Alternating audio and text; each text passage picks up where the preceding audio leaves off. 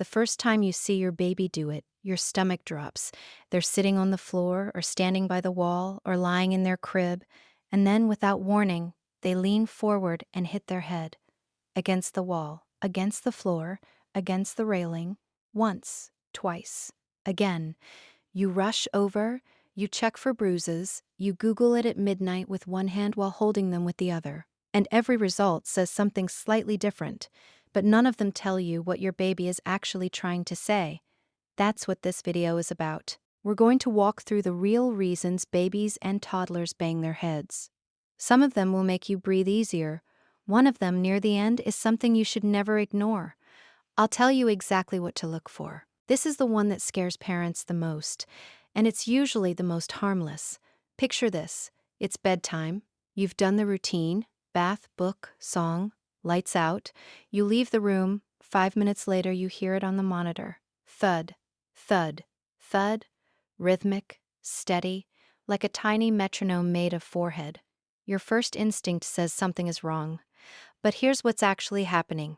When you used to rock your baby to sleep, their brain linked that motion to safety.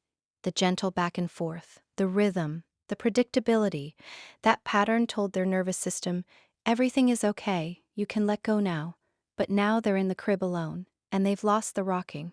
So their brain does something remarkable. It recreates the rhythm itself. Headbanging at bedtime is, in most cases, a baby's way of rocking themselves to sleep when nobody else is there to do it. About 59% of 9-month-olds do some form of rhythmic movement before sleep. Head rocking, body swaying, head tapping. By 18 months, a third still do it. By 5, almost all of them have stopped. They're not hurting themselves. They're putting themselves to bed the only way they know how. And there's something quietly beautiful about that, even though it sounds terrifying through a monitor at 2 a.m. Here's something most people don't know about toddlers. By the time your child is 2, the emotional centers of their brain, the parts that generate anger, frustration, fear, joy, are fully online, firing at full power. But the prefrontal cortex, the part that manages those emotions, that says, wait, calm down, think about this first, that part won't be finished developing until they're in their mid-20s. Let that sink in. Your toddler has the emotional engine of a grown adult and the braking system of a shopping trolley with a wobbly wheel. So what happens when they feel something enormous? Frustration, rage, confusion, and they have no words for it and no way to slow it down.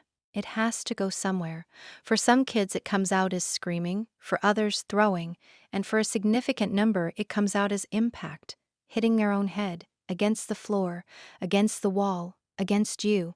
This isn't aggression. It isn't self-harm. It's overflow. Their body is doing the only thing it can with a feeling that's too big to hold. And here's the part that matters. When it happens, the worst thing you can do is panic, because your panic becomes their panic. Your face is still their emotional mirror. If you look terrified, their brain reads danger and the storm gets worse. The best thing you can do is get low, get close. Stay calm, and wait. Not because you're ignoring them, because you're showing their nervous system what calm looks like, so theirs can borrow it. This one catches a lot of parents off guard. Sometimes babies bang their heads because something hurts, but not their head, something else. Ear infections are one of the most common triggers. So is teething. And here's why. A baby's brain is still learning to process pain signals. When something hurts, an ear, a gum, a tooth pushing through, the pain is real, but the location is blurry to them. They can't pinpoint it the way you can. So they do something that, from the outside, looks insane. They create a competing sensation, a thud against the wall, a knock against the crib, because that impact gives their brain a sharp, localized signal that temporarily overrides the dull, confusing ache they can't find. Pain researchers call this the gate control theory. Your nervous system can only process so many signals at once. By creating a strong new input, the old one gets quieter. It's the same reason you rub your shin after you hit it on the coffee table. You're not healing anything. You're giving your brain something else to focus on. Your baby figured this out on their own, with no words, no understanding of neuroscience, and no one teaching them. Their body just knew. If you're a parent who's been quietly worried about this, you're not alone. Subscribe so you don't miss what comes next, because we talk about the things no one else does. This one is uncomfortable, and it's important. Some toddlers learn very quickly that head banging gets a reaction, not just any reaction.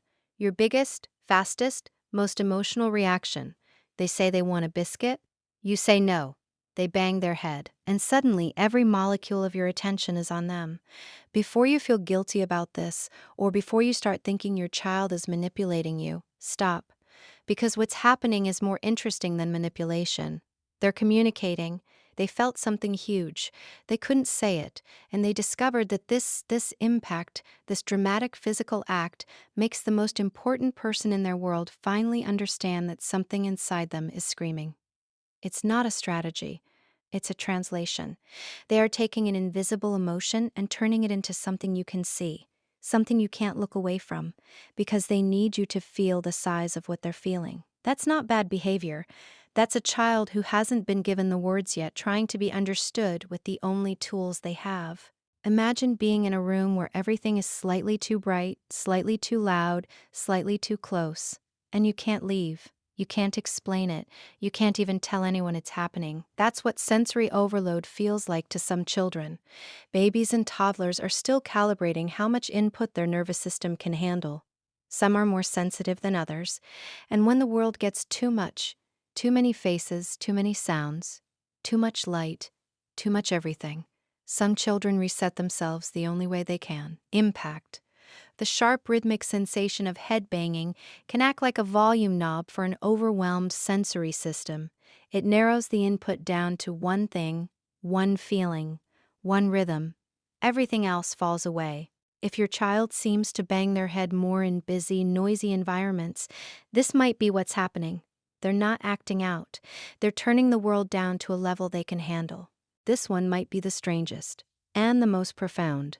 There's a stage in development, usually between 6 and 12 months, where babies begin to understand that their body belongs to them, that they are a separate thing from the rest of the world. Before this stage, a baby doesn't really know where they end and you begin.